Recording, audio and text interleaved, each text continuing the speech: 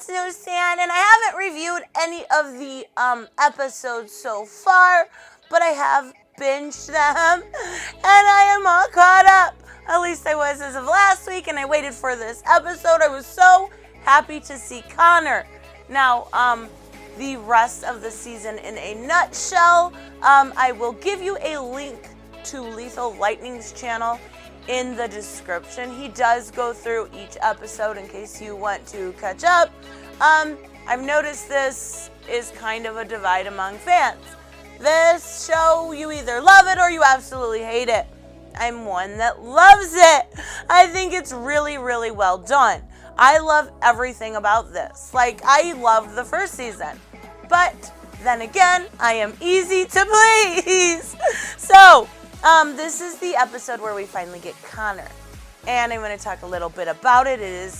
I'm going to tell you right now, it's spectacular. There are some things specifically that I want to talk about, but I love seeing Connor come to life. We did get him a little bit in Smallville, but honestly, they should have done better with him. Now, they finally did. We get to see him, obviously, the beginning, breaking out. He hears Krypto crying, and he doesn't like that. He doesn't know why he doesn't like that yet, but he doesn't like it. So he does break out. We see the introduction to him, all of him. He's basically standing there nude, but you don't hear any complaints from me. And so we get an introduction to a couple of key characters for the episode. We get Eve and Mercy. Eve is basically, she ends up being a very motherly figure, but for now, she's just his scientist. She's a great character, though. Like, honestly, she does the maternal thing well. So we get to see Connor, and he's kind of out, basically finding out what life is. Fresh perspective, new person, new feelings. Everything was new to him, whether it was excitement, anger, compassion, empathy. They are all new feelings to him. He's like a 2-year-old with basic memories from Lex and Clark. So we get to see the classic. He sees the shirt and he wants it. And he's like, the guy's like, you need money. He doesn't understand the concept of money, but he does get a flashback to Lex as a child being abused. So that kind of sets up Lionel. He sees a crime happening, and this is his demeanor. The way he speaks is very charismatic. He's very good with the role. His emotions are very well invested. I don't know the actor. I've never seen him in anything before, but he does a really good job.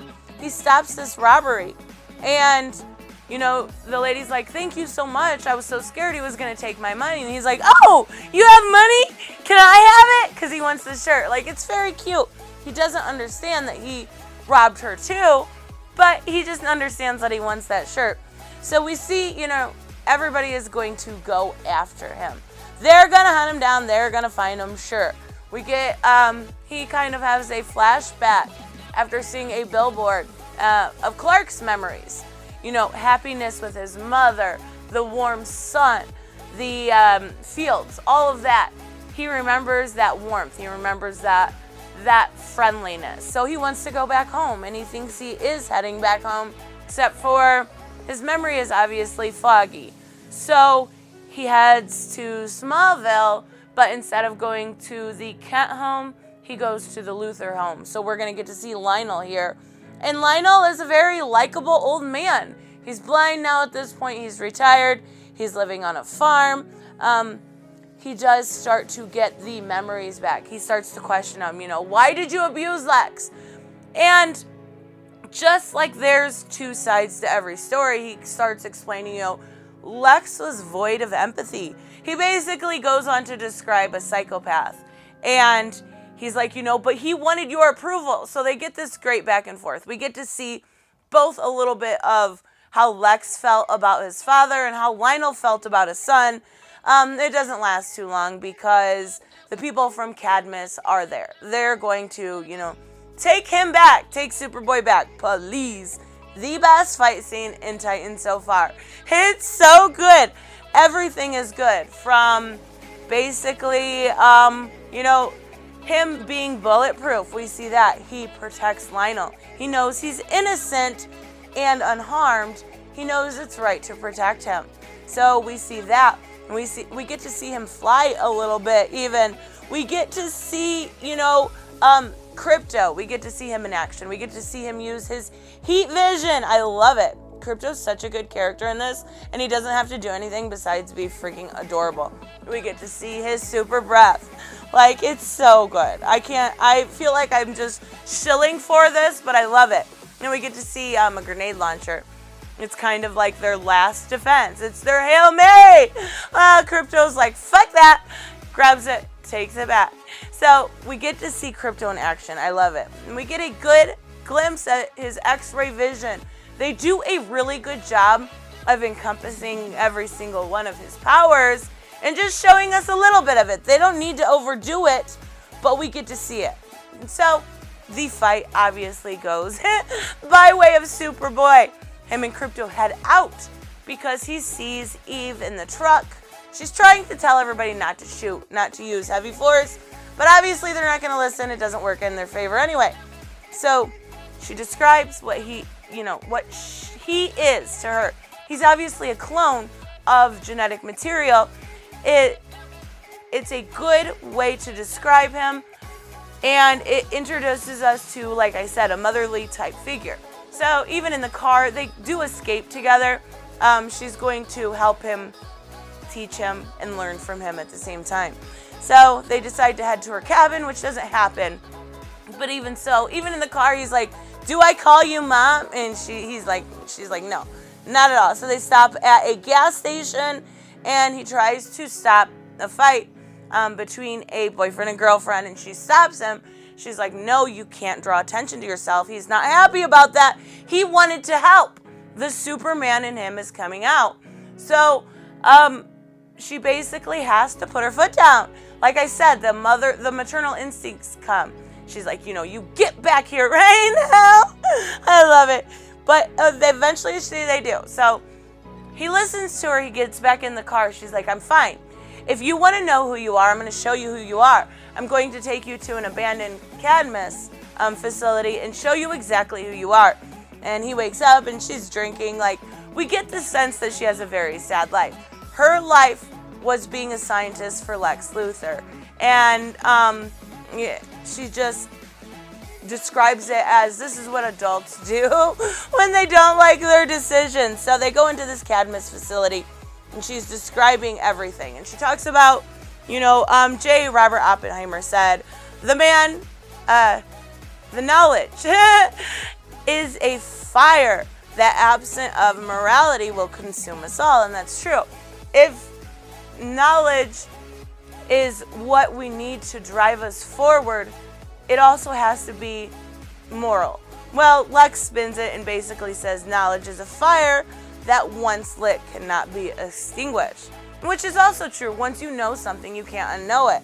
And I love that part. It's a little bit more looking into the scientific brain she has, and I like that about her character. But she takes him to this door, says, who you are is behind this door, but I don't suggest you open it. Right, lady. Like, he's not going to open it. He does, and we get to see all the failed experiments that led up to him. And he's not happy. He thinks he is a monster. He comes out of these test tube type area and starts choking her. Like, how dare you? Well, he has to go through these emotions to realize that he is human. Sure, he's part Superman. Sure, he's part Lex. But he's Connor. At the end of the day, he's human. He is not this monster that was created in a lab. His was successful, and he was basically now his own being. He has to make and be responsible for his choices here and now. So she starts talking to him about who he is. She convinces him that he's not a monster, that he's a person. And that means life is gonna be difficult. It's gonna be complicated and painful. But it also means sometimes it's going to be full of joy. She reminds him kind of to always know himself and to always know other people, that people are not what they say they are going to do. They are what they do. So people are their actions, not their words. And I think that's really smart. I don't like is she tells him, obviously, to run. That's smart. But she tells him, don't put down roots. Don't use your powers. Don't trust anyone. Don't attract attention. And above all, don't be a hero. Now, had he listened to her, we wouldn't know Connor. We wouldn't have the same character that we grew to love in the comics. So I'm glad that, he doesn't end up listening.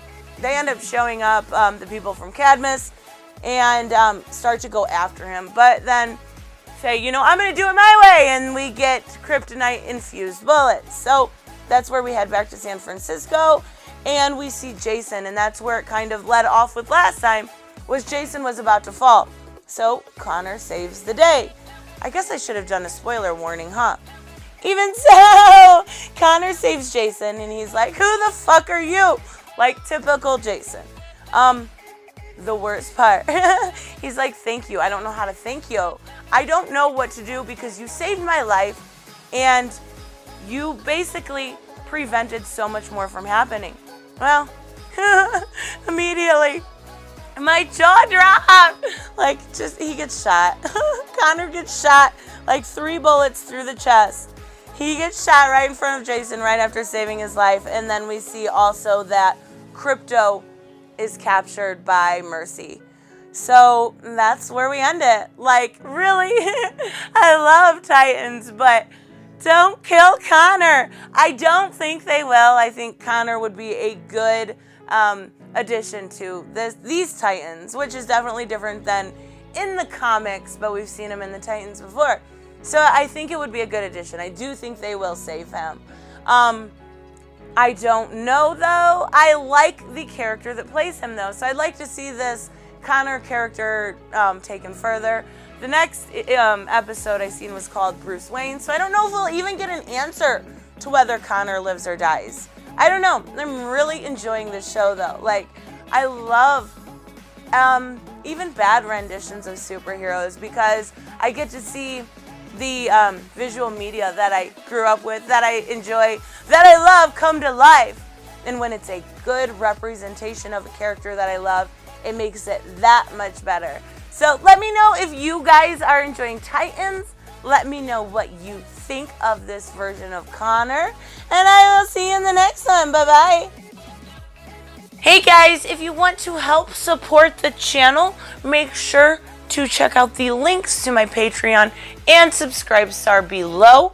But I want to thank my current Patreons, Robert, Jeffrey Allen Carnes, Earth Citizen 09, General Zod, who also has a YouTube channel, Troy Reiser, Grand Smear, Mike, Black Knight Fool, and Brucey. You guys help keep this channel up and running, and I appreciate every single one of you. Make sure on the way out to like and subscribe if you are new. Bye-bye.